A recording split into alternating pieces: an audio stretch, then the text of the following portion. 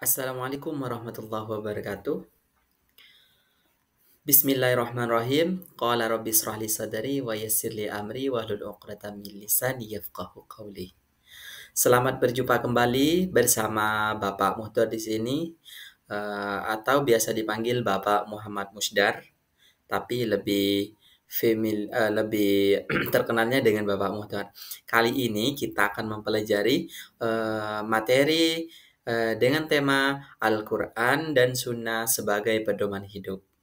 Baik anak-anakku yang dirahmati Allah, kita perlu ketahui tujuan pembelajaran pada kali ini yaitu membaca eh, Quran surah An-Nisa surah keempat ayat 59 dan Quran surah An-Nahl surah ke-16 ayat ke-64 sesuai dengan kaidah tajwid. Nah, itu eh, tujuan pembelajaran yang pertama. Kemudian di sini peserta didik diharapkan menghafal dua surah tersebut dan menjelaskan kedudukan hadis terhadap Al-Quran. Yang terakhir yaitu menampilkan semangat mengamalkan Al-Quran dan hadis dalam kehidupan sehari-hari. Pastinya kita wajib bisa anak-anak. Ya, selanjutnya ya kita lanjut. Selanjutnya yaitu definisi atau pengertian dari Al-Qur'an. Apa itu Al-Qur'an? Baik, di sini Al-Qur'an itu adalah kitab suci umat Islam. Dan selanjutnya eh, Al-Quran itu adalah wahyu Allah yang diturunkan kepada Nabi Muhammad Shallallahu Alaihi Wasallam melalui malaikat Jibril. Dan selanjutnya Al-Quran itu adalah sumber hukum utama dalam Islam. Dan selanjutnya pengertian hadis dan sunnah. Hadis itu adalah segala perkataan, perbuatan, dan ketetapan Nabi Muhammad Shallallahu Alaihi Wasallam. Kemudian untuk pengertian sunnah itu sendiri yaitu adalah segala sesuatu yang bersumber dari Nabi Muhammad Shallallahu Alaihi Wasallam yang menjadi contoh dan tauladan bagi umat Islam seluruh dunia. Selanjutnya, kedudukan hadis terhadap Al-Quran adalah yang pertama, menjelaskan dan memperkuat isi Al-Quran dan menafsirkan ayat-ayat yang bersifat umum dan memberikan hukum yang belum dijelaskan dalam Al-Quran.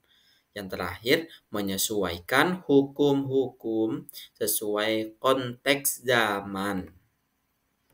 Selanjutnya, untuk Quran surah An-Nahl surah ke-16 ayat 64 sendiri isinya yaitu artinya dan kami telah menurunkan kepadamu Al-Quran. Ya, kitab Al-Quran ini melainkan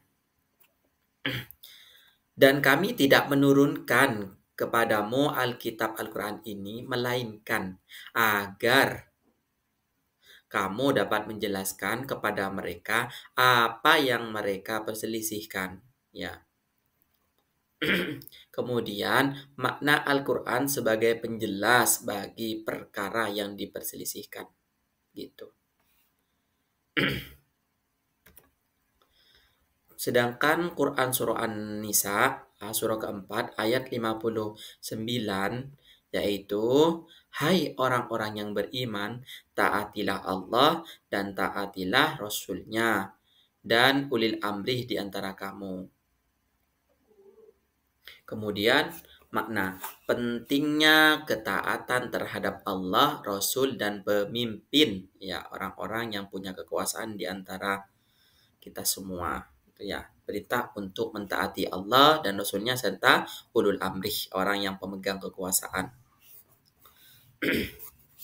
Dan selanjutnya, implementasi dalam kehidupan. Yang pertama, membaca Al-Quran secara rutin, tadarus ya, tadarus. Kemudian, meneladani sifat Nabi Dan selanjutnya menyebarkan ajaran Islam dengan hikmah. Dan yang terakhir menjadi muslim yang taat dan jujur. Di ujung penutup ini, penutup dan refleksi, Al-Quran dan Sunnah adalah dua sumber utama kehidupan ya anak-anakku. Kita sebagai orang Islam di sini harus berpedoman kepada Al-Quran dan Sunnahnya ya.